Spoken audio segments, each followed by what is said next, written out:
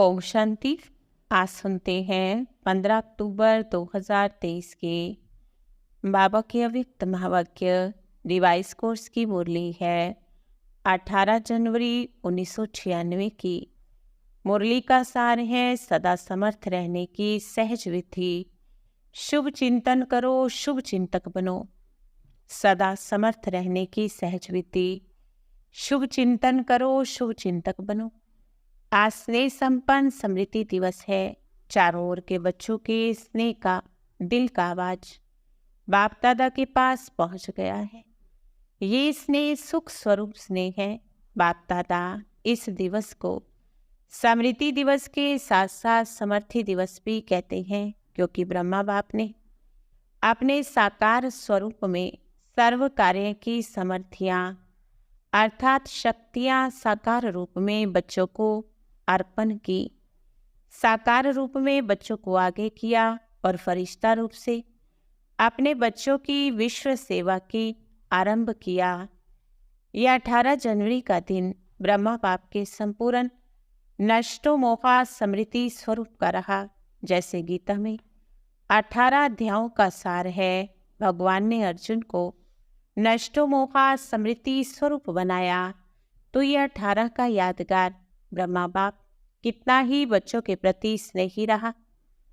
मोह नहीं रहा, लेकिन दिल का प्यार रहा, क्योंकि मोह उसको कहा जाता जिसने अपना स्वार्थ हो। लेकिन ब्रह्मा बाप का अपना स्वार्थ नहीं रहा, लेकिन बच्चों में सेवा अर्थ स्नेह रहा। बच्चे सामने देखते भी कोई भी देह के रूप में याद नहीं सताई, एकदम न्यारा और प्यारा रहा। इसी को कहा जाता स्मृति स्वरूप नष्टो मोहा। कोई मेरापन नहीं, देह भान से भी नष्टो मोहा। ये दिवस ऐसे फॉलो फादर का पाठ पढ़ाने का दिवस रहा।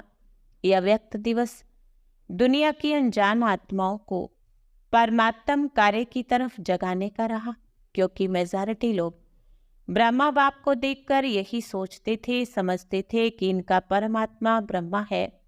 ये ब्रह्मा कुमारियां ब्रह्मा को भगवान मानती है। जब ब्रह्मा ने साकार का पाठ परिवर्तन किया तो सोचने लगे कि ब्रह्मा कुमारियों का भगवान तो चला गया, इनका कार्य आज नहीं तो कल समाप्त हो जाएगा। लेकिन आप जानते हो, करावनहार शिव बाबा है। ये किसी व्यक्ति का कार्य नहीं, परमात्म कार्य है। ब्रह्मा के द्वारा शिव बाबा अपना कार्य करा रहे हैं।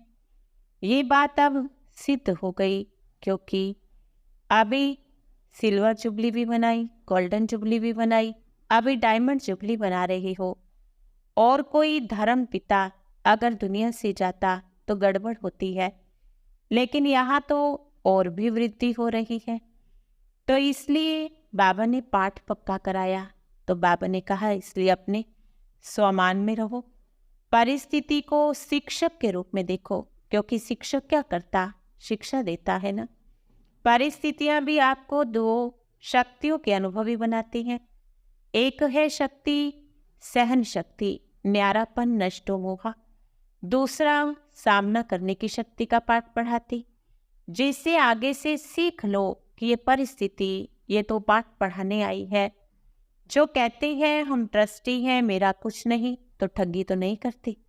दिल से कहते हो ना, ट्रस्टी हो या थोड़े थोड़े ग्रस्ती हो, या कभी ग्रस्ती बन जाते और कभी ट्रस्टी बन जाते।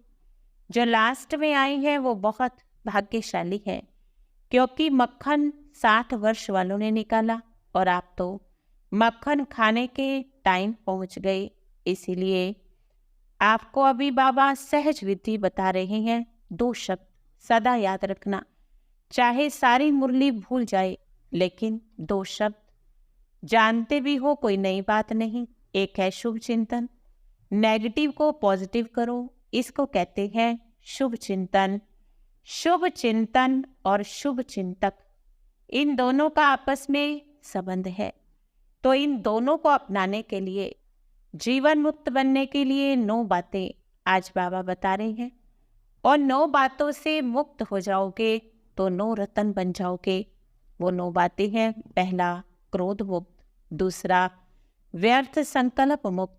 तीसरा, लगाव मुक्त। चौथा, परमत पर चिंतन पर दर्शन मुक्त। पांचवा, अभिमान अपमान मुक्त। छठा, झमेला मुक्त। सातवां, व्यर्थ बोल डिस्टर्ब करने वाले बोल से मुक्त। आठवां, अप्रसन्नता मुक्त। और नौवां, दिल शिकस्त मुक्त। तो इन 9 बातों से मुक्त होंगे तो प्रकृति जीत, माया जीत और फादर शो सन, इसमें आप आ जाओगे। वरदान दिया, डबल लाइट स्थिति द्वारा उड़ती कला का अनुभव करने वाली सर्व बंधन मुक्त भव। चलते फिरते स्मृति रहे, मैं डबल लाइट स्थिति में रहने वाला फरिश्ता हूँ। फरिश्ता अर्थात उड़ने वाला। लाइट चीज ऊपर रहती है, नीचे नहीं आती। आधा कल्प नीचे रहे, अब उड़ने का समय है। इसलिए चेक करो कोई बोझ बंधन तो नहीं।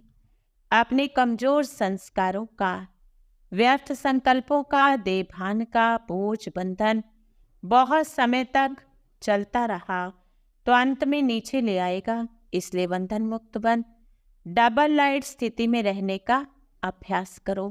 स्लोगन है, मनसा सेवा वही कर सकते जिनके पास शुद्ध संकल्पों की शक्ति जमा है।